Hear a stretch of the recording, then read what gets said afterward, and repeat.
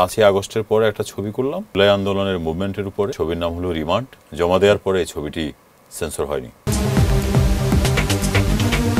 গত 15 বছরে যে সমস্ত লোকজন বাংলাদেশের দুর্নীতি করেছে তাদেরকে আর্টিস্ট হিসেবে নিয়ে এসেছে এবং তাদের সঙ্গে রিমান্ডে তাদের পুরনো কর্মকাণ্ড নিয়ে আলাপ আলোচনা করেছে। আমাকে কেন ধরুন, যারা অপরাধ করেছে তাদেরকে ধরুন। এটি প্রকাশ করতে বা এটি সিনেমা আকারে সিনেমা হলে প্রদর্শন করতে বাধা কোথায় সেটা আমি জানি না, সেটা যারা ব্যান করেছে তারাই জানে। আপনি কি এত বড় হত্যাযজ্ঞের দায় স্বীকার করছেন? সরকারি লেভেলের ঊর্ধ্বতন কর্মকর্তারা এই ছবিটি দেখেছে এবং দেখার পরও ছবিটি তারা রিলিজ দিতে পারতেছে না, তারা ব্যান করে দিল। দর্শক, স্বাগত জানাচ্ছি প্রতিদিনের বিনোদন অনুষ্ঠান থেকে। আজ আমাদের সঙ্গে উপস্থিত আছেন চলচ্চিত্র অভিনেতা পারভেজ আবির। কেমন আছেন আপনি? জি আলহামদুলিল্লাহ। আচ্ছা ভাই, আপনাকে আমরা চলচ্চিত্রে দেখেছি বর্তমান সময়ে পথনাটক নামে হচ্ছে যে আপনি ফেসবুকে নাটক নির্মাণ করছেন। তো চলচ্চিত্র বা অভিনয়ের জন্য আসলে এক ধরনের প্রশিক্ষণ থাকতে হয়। আপনার শুরুটা আসলে কিভাবে হয়েছিল? আসলে বয়স তো এখন অনেক হয়ে গেছে। শুরু হয়েছিল অনেক আগে, ছোটবেলা থেকে আমি মঞ্চে কাজ করতাম কেকে থিয়েটারে। তারপর সিনেমায় আসি আমি 2007-এ।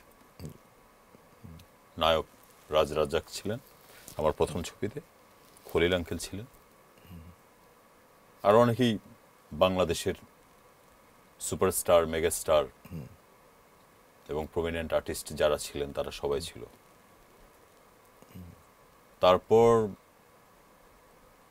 চ্যানেল আইয়ের একটা ছবি করেছিলাম, তুমি আসবে বলে।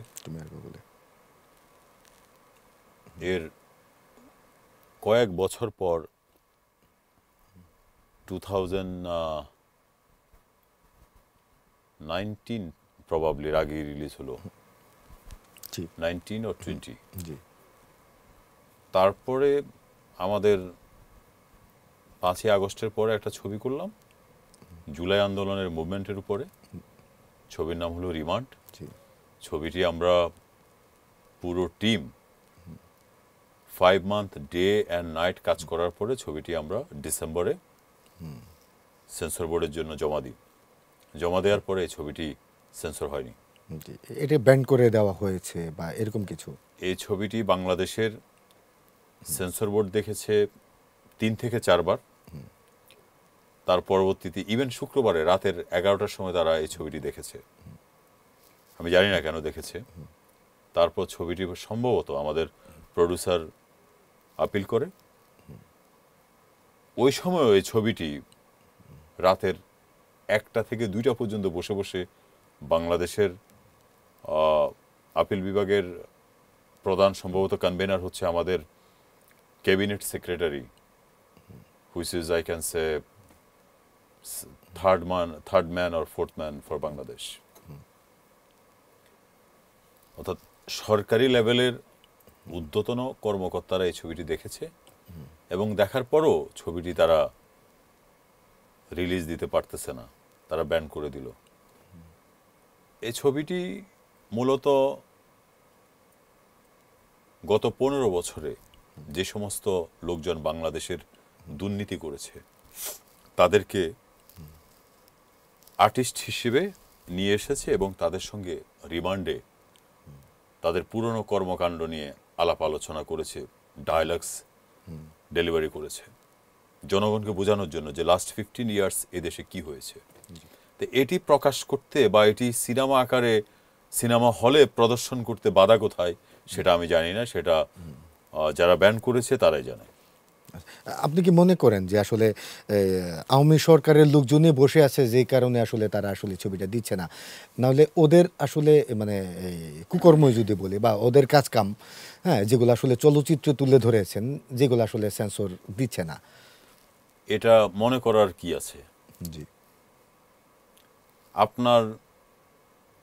আমি বিটিভিতে একটা প্রোগ্রামে বলেছিলাম 36 জুলাই নিয়ে। জুলাই যখন আমরা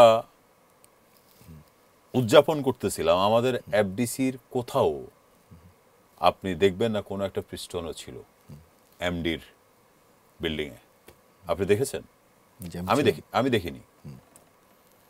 আমি সেদিন গিয়েছিলাম, পুরো এফডিসি ঘুরলাম, কোনো ধরনের কোনো পৃষ্ঠমান বা জুলাইকে এফডিসি বহন করে প্রদর্শন করে জনগণের সামনে সেটা ছিল না। তো তাহলে এটা মনে করার কি আছে? সেন্সর বোর্ডে তো আসলে এফডিসির এমডির তো আসলে সেন্সর বোর্ডে করার তেমন কিছু নেই।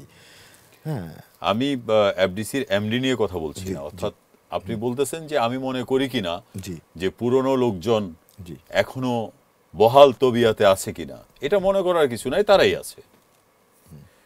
তারাই আছে হয়তো আপনি নতুন রূপে আছে, নতুন ড্রেসে আছে, নতুন ফেসে আছে, but all are same. Unfortunately, sorry to say, all are same. তাহলে কি আসলে যে আন্দোলন আসলে আমরা করে আসলাম, যে আন্দোলন থেকে আসলে বলা হচ্ছে যে বাংলাদেশ আবারও স্বাধীন হলো বা অনেক ধরনের কথাই হচ্ছে, তাহলে আসলে বিষয়টা কি হচ্ছে আসলে? এই ট্রানজ্যাকশন পিরিয়ডটা পলিটিক্যাল, আমি আসলে বেশি কথা বলতে চাই না, বললে অনেক ধরনের বিপদ হতে পারে। সেটা আপনারও হতে পারে, আমারও হতে পারে। আমরা যেই স্বপ্ন নিয়ে এই আন্দোলনের সঙ্গে জড়িত হয়েছি, প্রথম ছিল আমাদের ছোট ছোট ছেলেমেয়েরা পুলিশের হাতে গুলি খেয়েছে, আমরা রাস্তায় নামছি এবং আমরা আবেগে বাঙালি, এটা আম জনতা নেমে গিয়েছিল রাস্তায়, যার কারণে ডিক্টেরিয়াল গভর্নমেন্ট এক্সিট হতে বাধ্য হয়েছে। এই তো পরবর্তীতে আমরা কি আশা করেছিলাম? আমরা আশা করেছিলাম একটা ইলেকশন, নো ডাউট। কারণ একটা, আমি ভোট দিতে পারিনি গত লাস্ট 15 ইয়ার্স, আমি কোনো ভোট দিতে পারিনি। আমি ভোট দিতে চাই। আপনি সংস্কার করেন, যাই করেন, আপনাকে তো অবশ্যই একটা সংস্কার কমিটি করেন আপনি। একটা এই ট্রানজ্যাকশন পিরিয়ডে যদি একটা কমিটি থাকতো, যে এই কমিটি সংস্কারের কথা বলবে এবং সেটা আগামীতে যারা ক্ষমতায় আসবে তারা সেটা এন্ডোর্স করবে, যদি সেটা সরকার এবং দেশের জন্য, দেশের জনগণের জন্য যদি সেটা মঙ্গল হয়, এটা একটা কমিটি করে ইমিডিয়েট একটা ইলেকশন দিতেই পারতো। কিন্তু দেখেন, ট্রানজ্যাকশন পিরিয়ডটা এত বেশি বড় হয়ে গিয়েছে, এত বেশি লম্বা হয়ে গিয়েছে, এত সময় ধরে এখন উপদেষ্টারা দুর্নীতি করছে সেটা নিয়ে পত্রপত্রিকায় আমাদের শুনতে হয়। বর্তমানে ট্রানজ্যাকশন পিরিয়ডে যারা দেশ চালাচ্ছে, which is too bad for the nation, মানে আমরা তো যারা বর্তমানে ক্ষমতায় আছে তারাও যদি দুর্নীতি করে এবং সেই নিউজ যদি আমাদের পত্রিকার পাতায়, ফেসবুকে, ইনস্টাগ্রামে যদি আমাদেরকে দেখতে হয়, তাহলে এটা জাতি হিসেবে আমাদের জন্য লজ্জার। এবং যে শহীদ হয়েছে 5ই আগস্টে, শহীদের সঙ্গে অবশ্যই একটা বিশ্বাসঘাতকতা, এবং এই দেশের পরিবর্তন হবে কিনা আমি জানি না।